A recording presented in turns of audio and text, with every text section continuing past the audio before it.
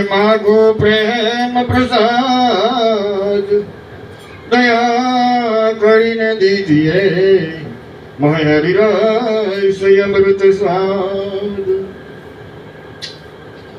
બોલો સદગુરુ રવિરામ।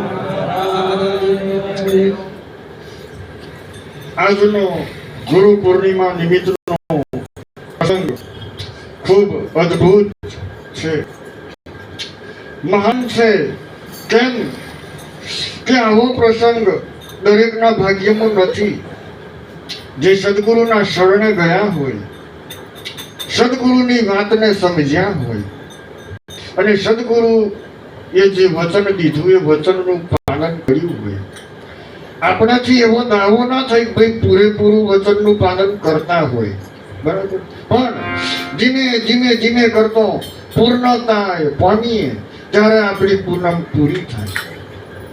હવે એવા પૂનમ નિમિત્તે જે દાડો સદગુરુ મળ્યા તે દિવસથી આપણી પૂનમ થઈ છે। કોઈ દાડો અમોહ આવી જેમ કે અમોહ એ તો ઘોર અંધારું કહેવાય। અમે ભજનમાં લખ્યું કે રવિ રામ સદગુરુ સૂરજ યોગીઓ મારે વીતી ગઈ મધરાત, મારે વીતી ગઈ મધરાત, રવિ રામ સદગુરુ સૂરજ યોગીઓ ઉગ્યો। હવે કોઈ તારો અમોહ આવે નહીં, બરાબર ને? અને જે આ બોધ જોડ્યા પછી બોધમાં જે પાછા વળ્યા, ગુરુ મહારાજના વચનમાંથી પાછા વળ્યા, જેને ગુરુ મહારાજના વચન ઉપર શંકા કરી એને માટે પછી સૂરજ નહીં, અમોહ જ છે। શું છે? કાયમને માટે અંધારું, અજ્ઞાન રૂપી અંધારું કાયમને માટે એની અમોશ છે, બરાબર। કૃષ્ણ પરમાત્માએ અર્જુનને રણ મેદાન પેલો એક વખત વિરાટ સ્વરૂપના દર્શન કરાવ્યા, પણ પછી જયારે રણ મેદાનમાં આવ્યા ત્યારે કરાયા। હવે રણ મેદાનમાં આવ્યા પછી કરાયા ત્યારે અર્જુનને કંપારી કરી પ્રભુ વિરાટ દર્શન તમે જે રૂપિયા હતા ને એ રૂપિયા આવી જાઓ। મને વિરાટ સ્વરૂપની બીક લાગે છે। શેની? આ વિરાટ સ્વરૂપની બીક લાગે છે। મારી કાયા શિથિલ થાય છે અને કંપારી આવે એટલે મારાથી રહેવાતું નથી। તમે જે રૂપે મને છો એ રૂપે થાવ।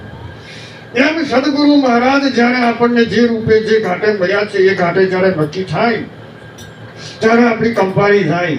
જો વ્યાપકને મંડી પડ્યા, જો વૈરાગને પાછી પડ્યા ને તો મોત છે। અમર ના કરી એ કોઈ મારી નોખે। આ ગુરુ બોધ જો સમજણ ના પડે તો મારી નોખે કે ના મારી નોખે? બે રીત છે મારવાની। એક રીતે મળીએ તો જીવન બગડી જાય અને એક રીતે મળીએ તો જીવન બની જાય, પણ પોતાનું જગત મારી નોખે એ પતંગ થઈ જાય। ગુરુ મહારાજ મારી નોખે તો અમર થઈ જવાય, બરાબર। પણ સંજોગ એવા છે કે આ વાત આ કળિયુગ હરાહર ઝેર જેવો છે, સમજવી અઘરી છે કે વાતે વાતે બીજો ઉપર તો શંકા થાય પણ ગુરુના ઉપર વધારે થાય। એ સમજાય, ખબર છે કે સૌથી એક સમય બાબત એ જે વધારે પાત્ર વધારે પડતા નજીક થઈ જાય દેહ પછી એટલે દેહ આવતો ગુરુની શંકા થતી જાય।